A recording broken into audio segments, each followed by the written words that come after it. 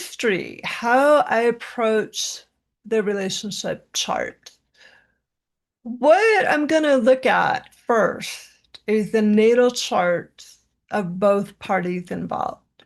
So it's hard to really get a sense of what a relationship is going to look like between two people unless you know what their natal chart is like. So you've got to look at what's their Venus. The Venus is the planet of connection and relationship and receptivity, and it's how they're going to go about forming a relationship. It's what their values are. So you want to understand each person's Venus because they may be very harmonious and really get along and have a lot of points of connection, or there may be some work involved for them to understand their basic relationship nature.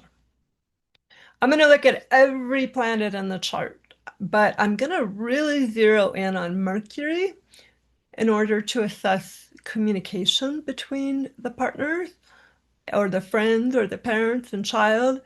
I'm going to look at Venus to see what, their love language is, how each person feels the most loved, and what needs to happen in order to make sure that person feels loved and that they can receive and give. I'm going to look at their Mars because that's how they're going to that's where the conflict, that's their particular style of conflict. So it's really important to understand that as well. And I'm always going to look at the sun and the moon because those are the two lights. And that's the basic nature of the person, the sun. And then the moon is what they need to feel emotionally supported and fed and nurtured and, all of those parts that make people feel at home.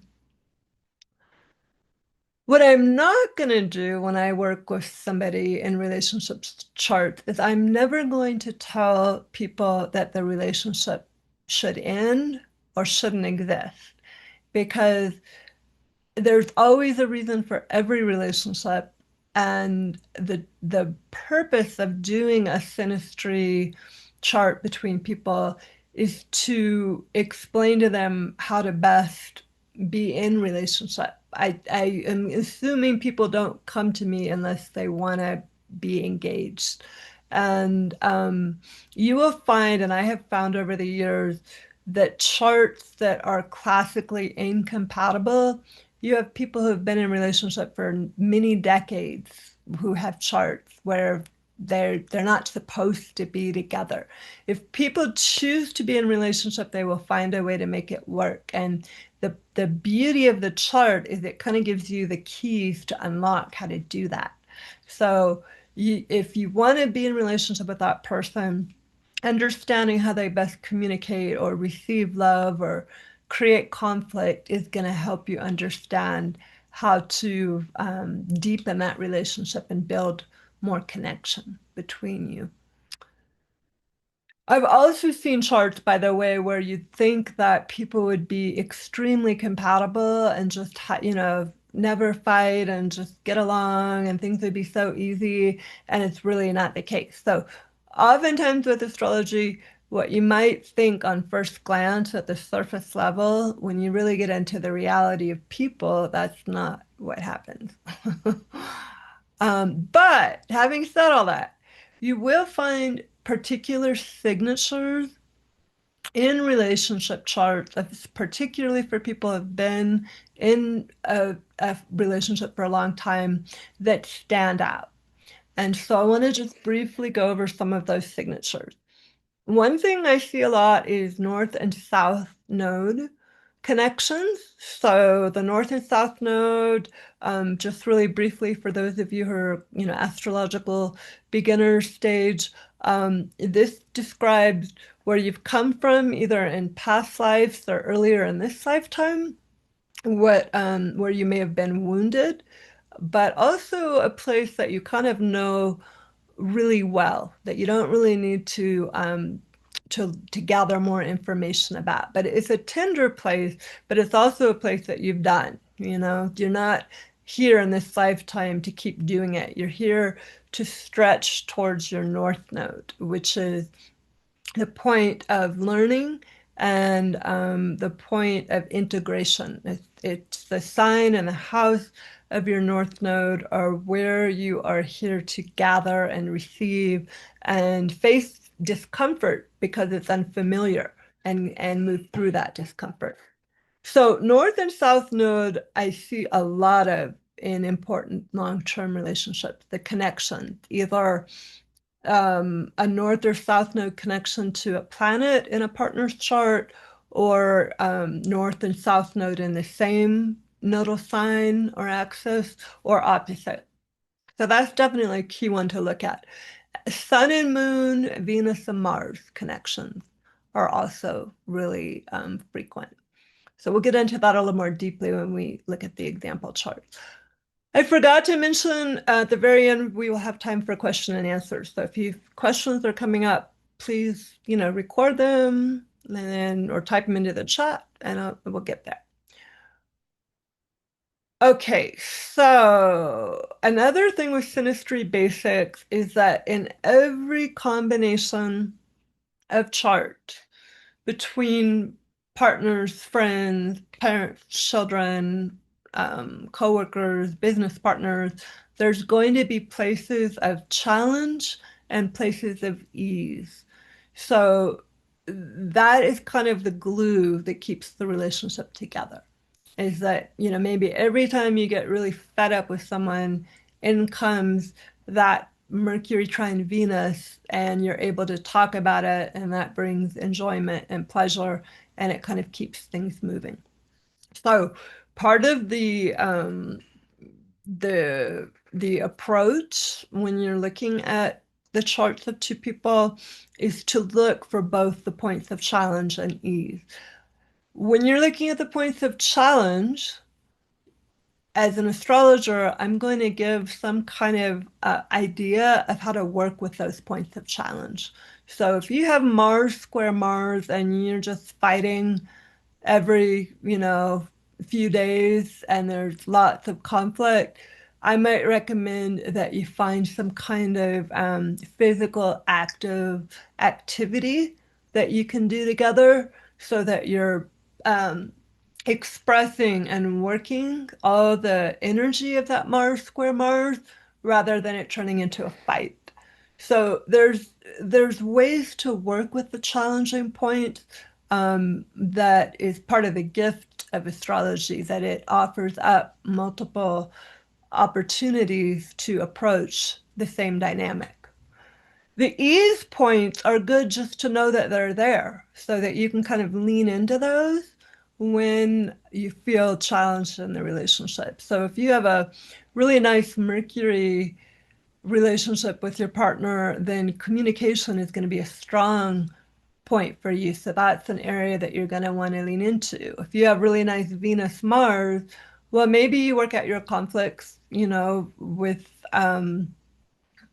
sexuality, or if that's not appropriate in that particular relationship, maybe it's doing an art project together. But there's ways that you can enhance the easeful point and make the challenging dynamics between the planets kind of manifest in a different way. But it's important to be aware of those, and we are that's why I'm offering this, because this is Libra season, and so relationships are kind of up, for people, both in positive ways, but also more difficult ways. One thing I want to say quickly about that is because we're in Libra season and we've Neptune, and next year we're going to have Saturn and Aries opposing Libra, that brings this very kind of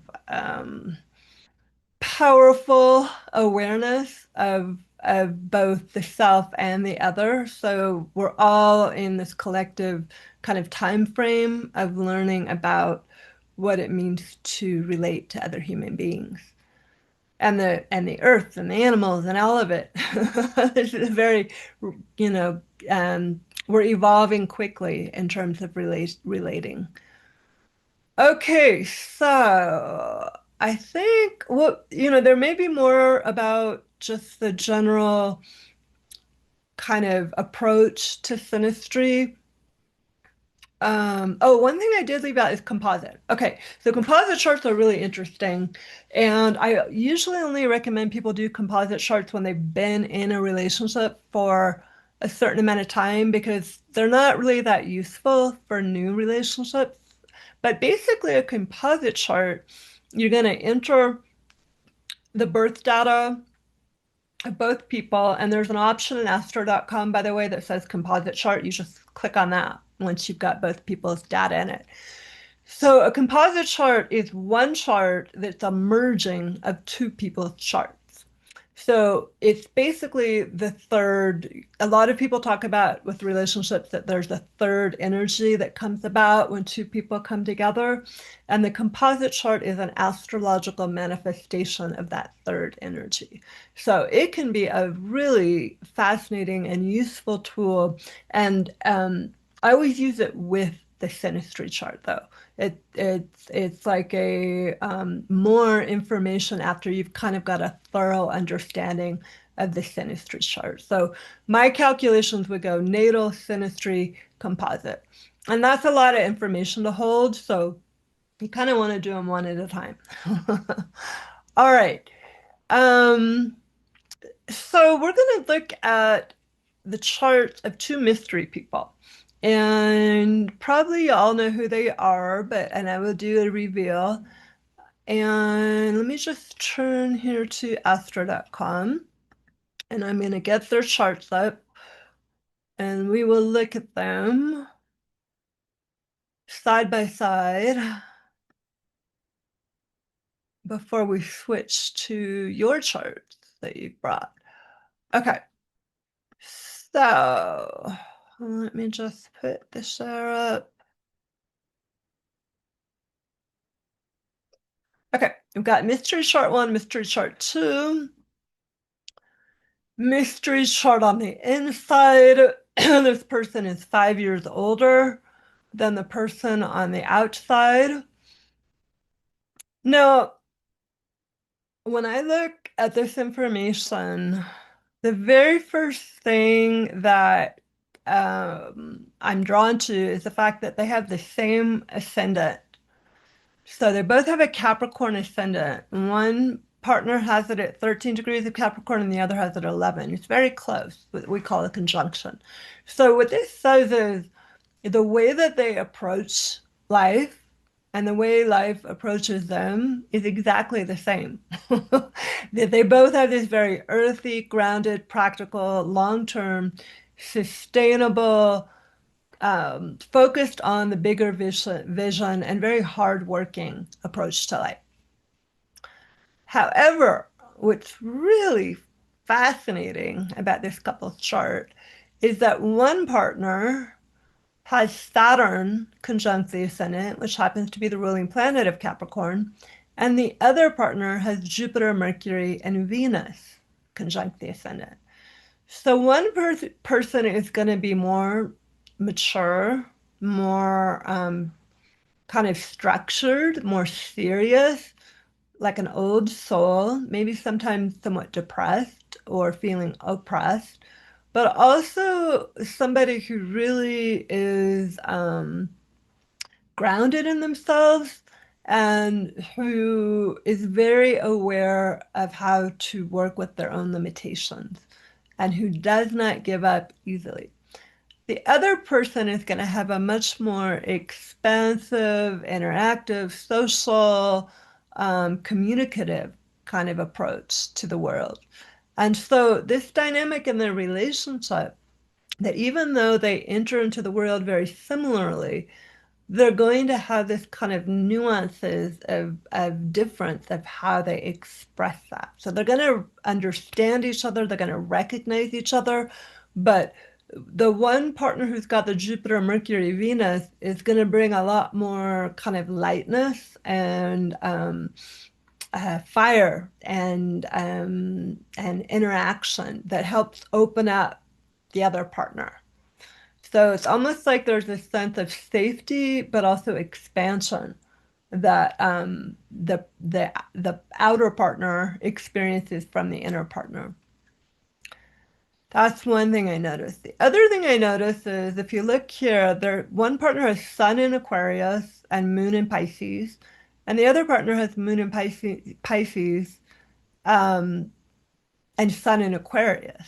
So their Sun and Moon match. There's a sense of their two lights in each of their charts correspond to each other. So they have this innate understanding of the core of who the person is, both in their sense of themselves and also in their emotional expression. And, if you're looking at this, all of you astrologers, you'll see that the sun here is at 6 degrees of Aquarius and the moon is at 24. So it's not a conjunction with an orb, but because we have the same thing happening with the Pisces piece, it's too obvious to kind of let that go, even though the orb isn't exact. Then I'm scrolling down to see Mercury, communication. Even though it's in different signs and different elements, we've got Mercury in Capricorn, Earth, and then the other partner has Mercury in Aquarius, air. The interesting thing that brings those two communication planets together is that both of them are ruled by the planet Saturn. So this echoes their ascendant, that there's this sense of understanding and how they communicate. So I'm not going to go too much further into this. There's so many different overlaps in their charts that are really fascinating.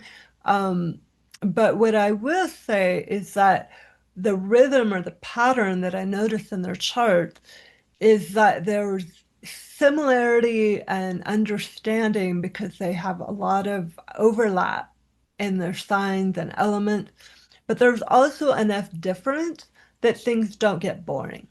So sometimes when you see people who have a lot of overlap, similar signs, it's almost like it's too familiar and it's not juicy enough or dynamic enough or alive enough to really sustain any kind of long-term relationship. This balance here is it's like a lot of overlap, but enough kind of tension that it keeps things interesting. So the grand reveal here for who this is Paul Newman and Joanne Woodward. And they were married, they're probably one of the most famous Hollywood couples that were married for a long time. And I just want to read a quote that Joanne Woodward said about Paul Newman because I think it's so interesting, just given that they were together for such a long time. She said, he's very good looking and very sexy and all of those things, but all that goes out the window finally. And what finally is left is if you can make somebody laugh. And he sure does keep me laughing. And Paul Newman said about her that the success of the relationship was some combination of lust and respect and patience and determination. So I really love that quote because that patience and determination to me is really about that Capricorn connection they have with that Capricorn rising and the Mercury. And then the humor speaks to his Jupiter, Mercury, Venus conjuncture ascendant, kind of expanding her Saturn in Capricorn. So, and also the other thing I would say about this is given that what they're known for is having a very long-term, successful